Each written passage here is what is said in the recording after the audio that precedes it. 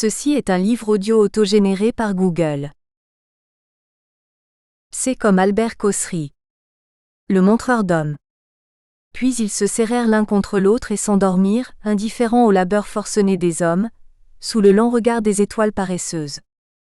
Albert Cossery, Les fainéants dans la vallée fertile. Bonjour monsieur Cossery. Vous êtes né au Caire le 2 novembre 1913, d'une famille originaire de Damiette.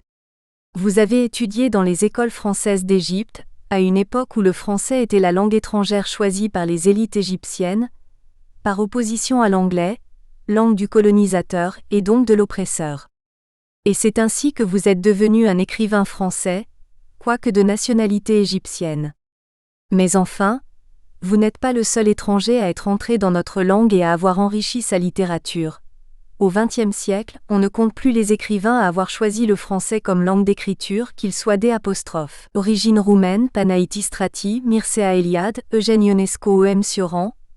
Irlandaise Samuel Beckett, tchèque Milan Kundera, américaine Julian Green, argentine Hector Bianchiotti, russe Andrei Makine et aussi égyptienne Georges Hénin, Edmond Jabès, entre autres, sans négliger les excellents auteurs des anciennes colonies françaises. Et nous vous en savons gré, car vous avez tous enrichi notre langue et notre littérature d'une œuvre cohérente et profondément originale, qui marque à jamais le lecteur. Dans plusieurs entretiens que vous avez accordés, vous vous revendiquez cependant égyptien, même si vous ajoutez que la littérature n'a pas de patrie, qu'elle est universelle.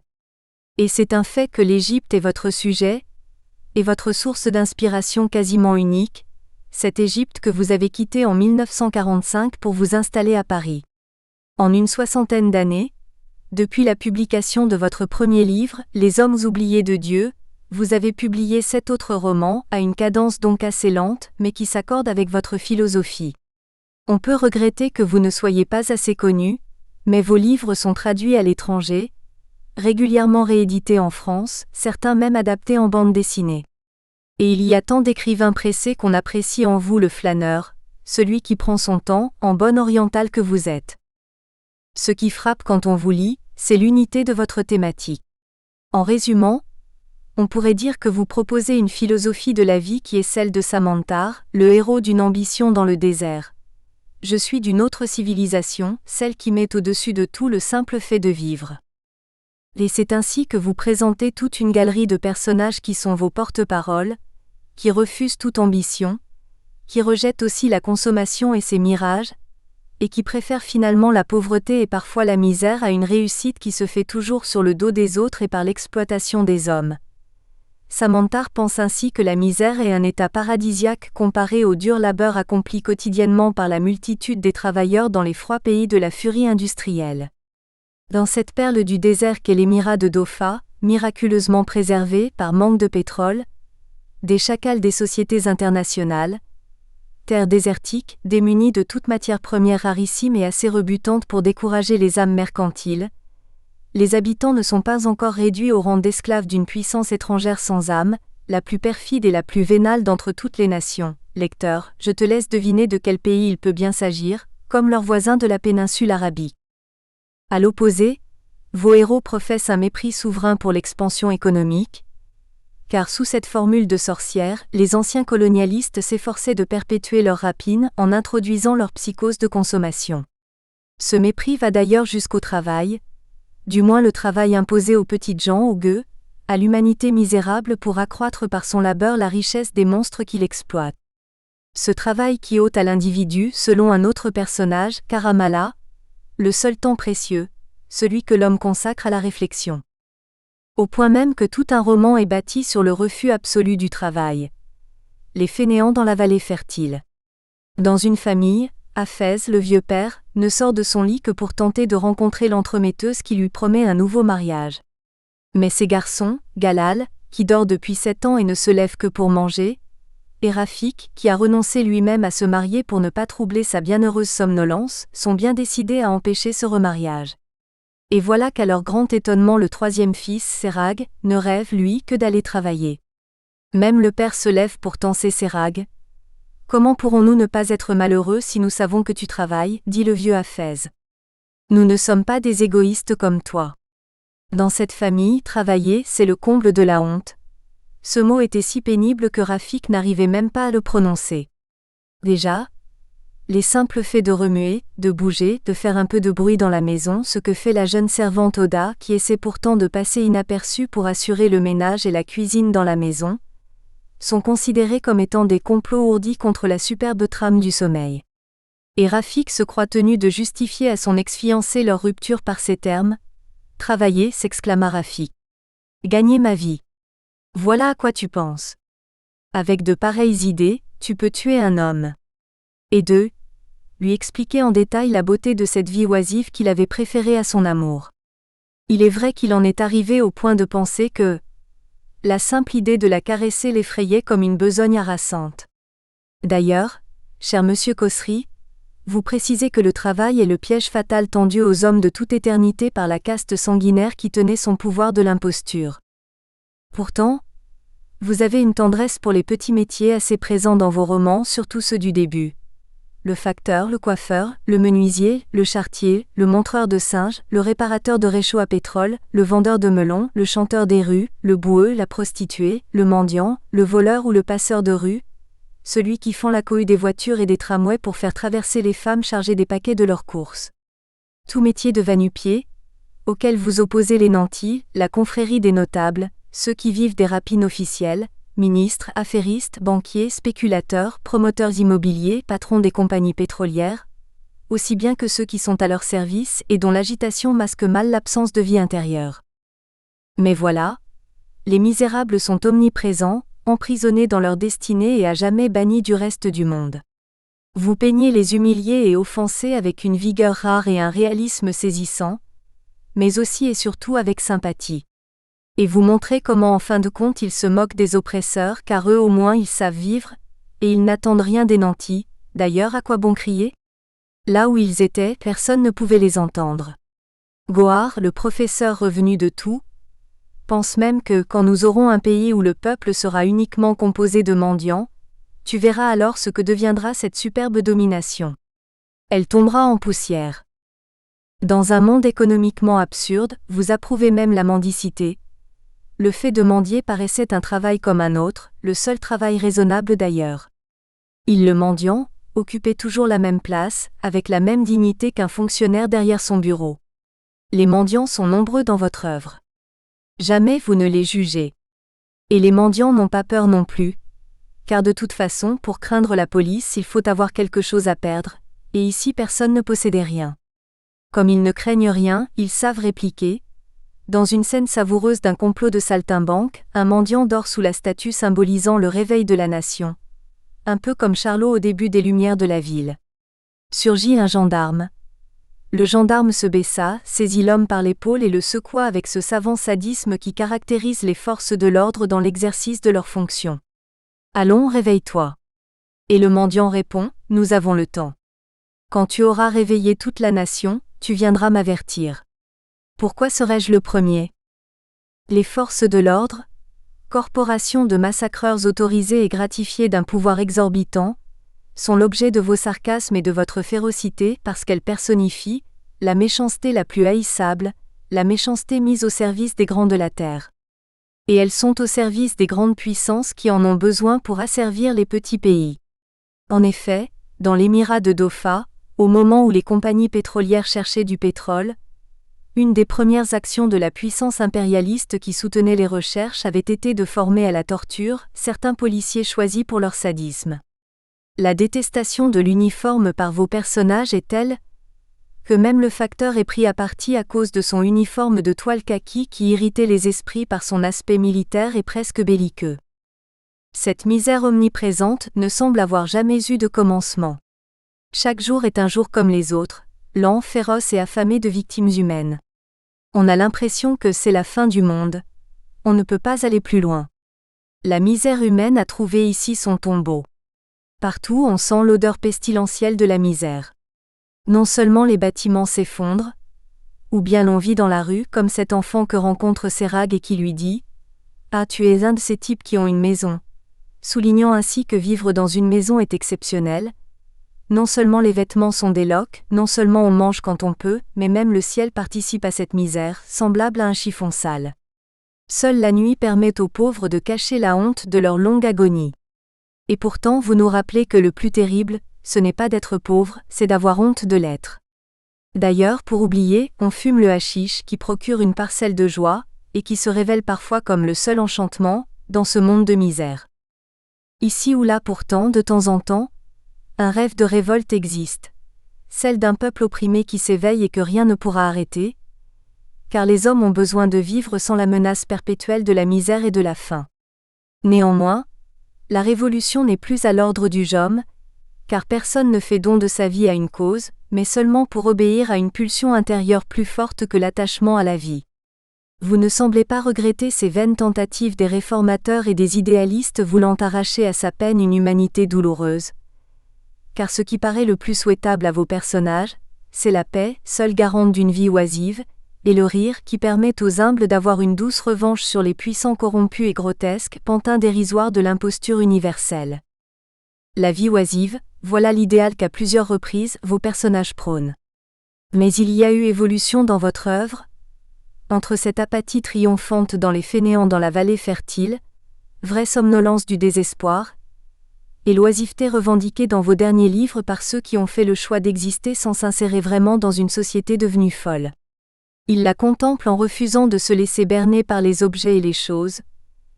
Ils ne revendiquent que le bonheur, procuré aussi bien par le refus de posséder que par l'amitié partagée et le sens de la dérision.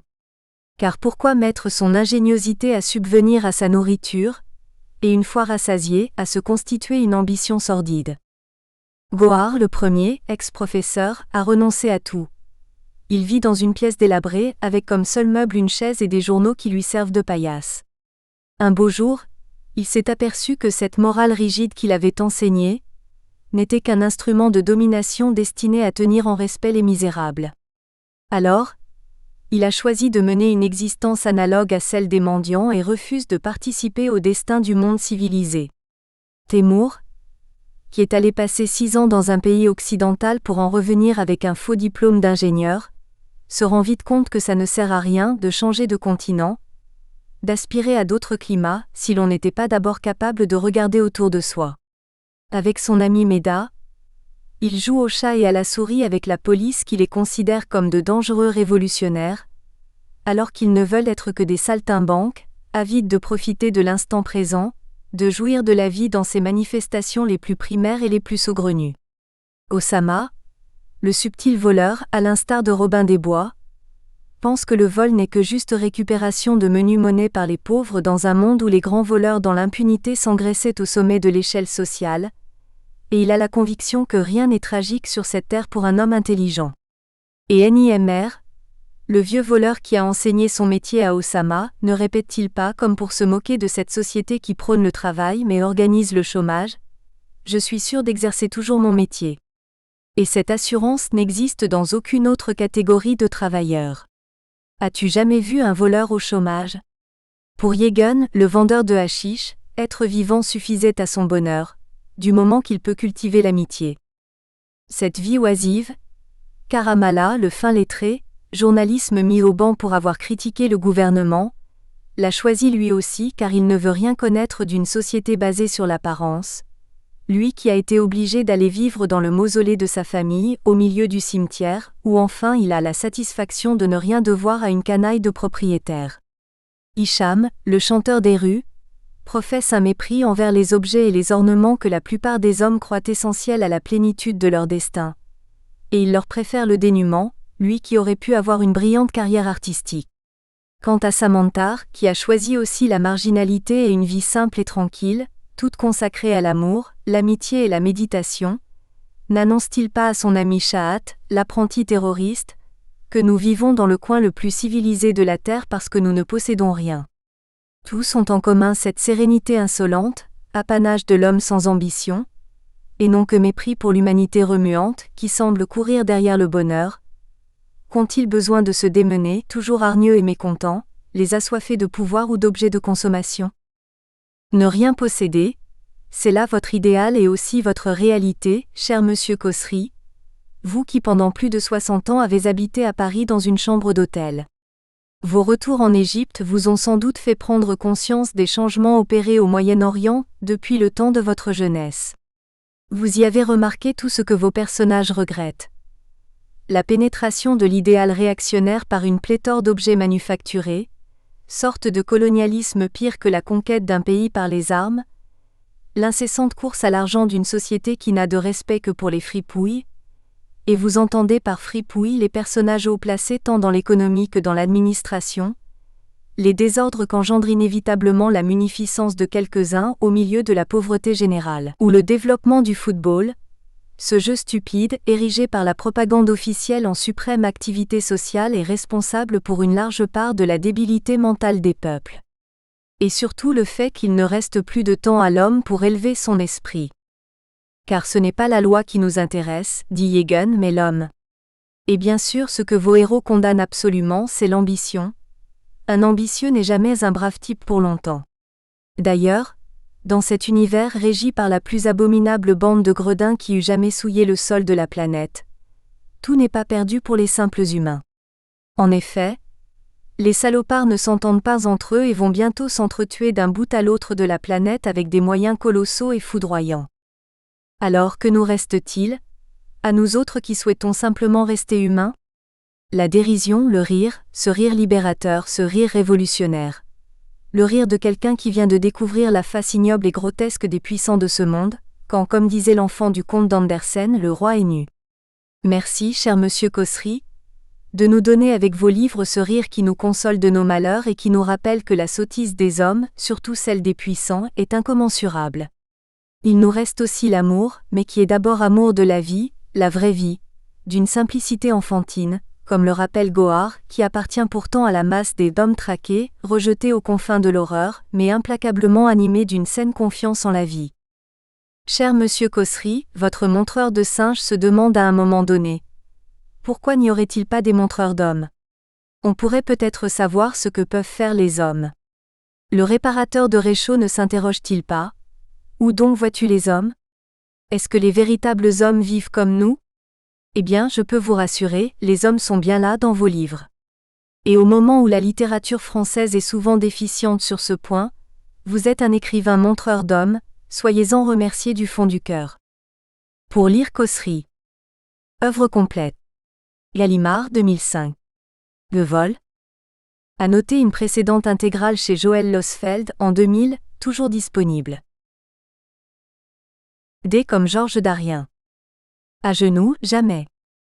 Je me souviens d'un jour où, après avoir fait quelques sottises, je m'étais jeté à ses genoux pour lui demander pardon, et je me rappelle avec quelle force la vieille calviniste m'avait remis sur mes pieds en criant « Relève-toi, gamin. Un homme ne doit s'agenouiller que devant Dieu. Je ne crois plus en Dieu, en son Dieu. Je ne me mettrai à genoux devant personne. » Georges Darien, Biribi. Voilà un homme, un écrivain français, né en 1862 et décédé en 1921. On vient de le rééditer récemment en 2005, dans un volume omnibus sous le titre collectif Voleurs, comprenant ses 7 principales œuvres, 6 romans, Biribi, Discipline militaire, Bas les cœurs. 1870 à 1871, Le voleur, L'épaulette, Les pharisiens, Gottlieb Krumm Made in England et un pamphlet La Belle France. Or, cet écrivain, parmi ceux de sa génération, reste un des plus lisibles aujourd'hui par son écriture étonnamment fluide et moderne. Et cependant, c'est un des grands oubliés des manuels scolaires, de l'enseignement et des dictionnaires des littératures. Est-ce parce qu'il proclame la liberté, dénonce la misère et les classes possédantes? Parce qu'il crie que nous vivons mal, que notre société, celle du XIXe siècle finissant et du début du XXe, est foireuse? Parce qu'il ne cesse de crier qu'il faut la changer, qu'il faut faire cesser les dictatures de l'argent et de la force militaire? Et parce que justement, de ce fait, il pourrait passionner des adolescents et des jeunes gens en quête d'idéal et de transformation sociale? Peut-être, et il n'y aurait là rien de vraiment étonnant, comme il l'a écrit dans La Belle France, le système d'instruction et d'éducation n'a d'autre but que d'inculquer le respect de l'autorité, que d'entretenir les différences de classe, l'esprit de hiérarchie, de traquer l'originalité et d'écraser l'individualité, ou plus loin, l'école quelle qu'elle soit fait contracter l'habitude de la soumission servile de l'humilité. On peut résumer son rôle d'un mot, elle prépare à l'armée. Comment donc cette même école ferait-elle lire Darien aux élèves? La vie de Darien, qui se qualifie lui-même de barbare intolérant et immiséricordieux, n'offre que peu d'intérêt, et il nous invite lui-même dans les Pharisiens à ne pas s'intéresser à la vie des auteurs, ce misérable tas de secrets dont parlait Malraux, seuls comptent leur œuvre. Quelques mots tout de même pour expliquer sa trajectoire et éclairer le contenu de ses livres. Car il ne faut pas compulser les dictionnaires biographiques pour nous renseigner de façon correcte. Quand il parle de Darien, c'est d'une manière partielle et même fielleuse. Le comble étant atteint par le monumental dictionnaire de biographie française.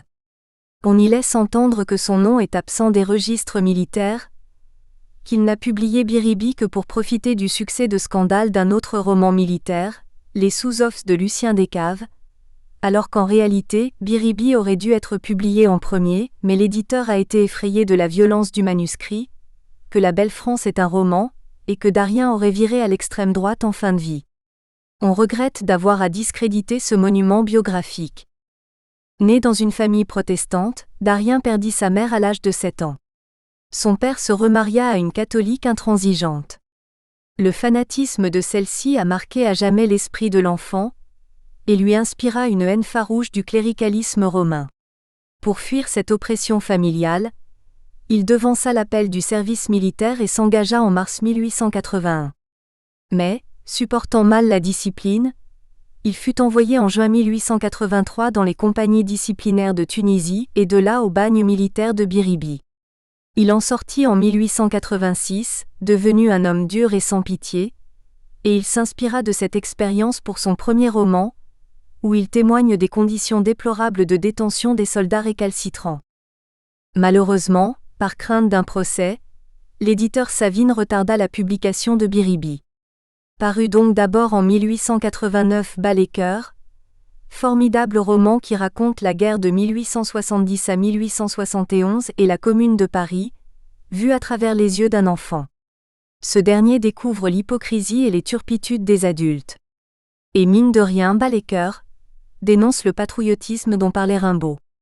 Entre-temps, le succès de Scandale remporté par les Sous-Offs poussa Savine à publier enfin Biribi en février 1890. Le livre passa inaperçu du grand public, mais pas du gouvernement qui décida de la fermeture de ce bagne. Cette même année, une pièce de théâtre Les Chapons, d'après Bal et Cœur, écrite en collaboration avec Descaves, obtint un certain succès. La misère qui continuait fortifia les convictions libertaires de Darien. Son nouveau roman Les Pharisiens, paru en 1891, fut un nouvel échec. Il y dénonçait pêle-mêle Drummond et l'antisémitisme, le nationalisme et les mœurs de l'édition. Darien se lança alors dans le journalisme anarchiste, notamment dans l'En dehors, la revue de Zodaxa, où il défendit la propagande par le fait. Et même, il fonda et rédigea seul son propre périodique en novembre 1893, L'Escarmouche, avec des illustrations de Toulouse-Lautrec et Bonnard notamment.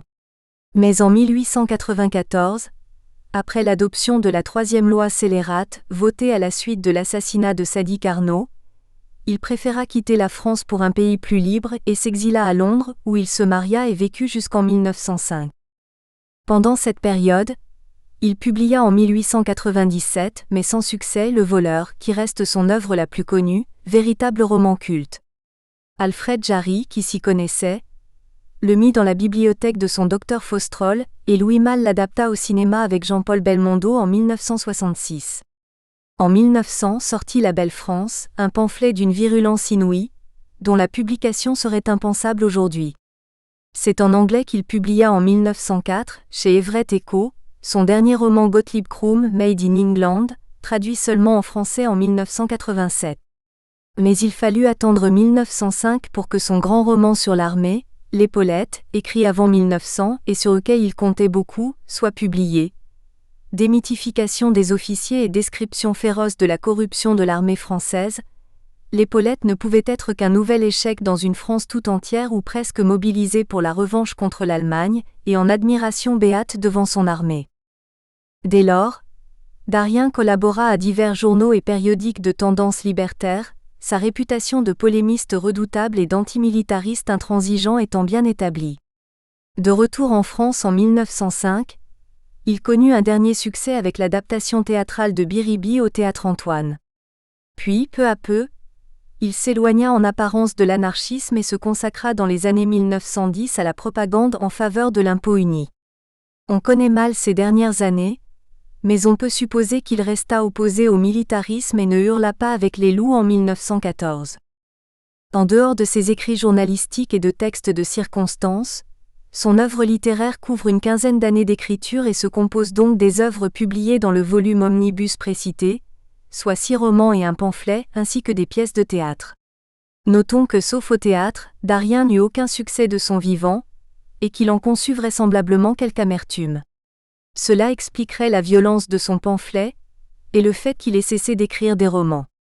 Pourtant, en ce qui concerne au moins ses 3 premiers romans, Biribi, Discipline militaire, Bal et cœur, ce dernier exempt des quelques longueurs des 2 autres, et Le voleur, on comprend mal cet insuccès.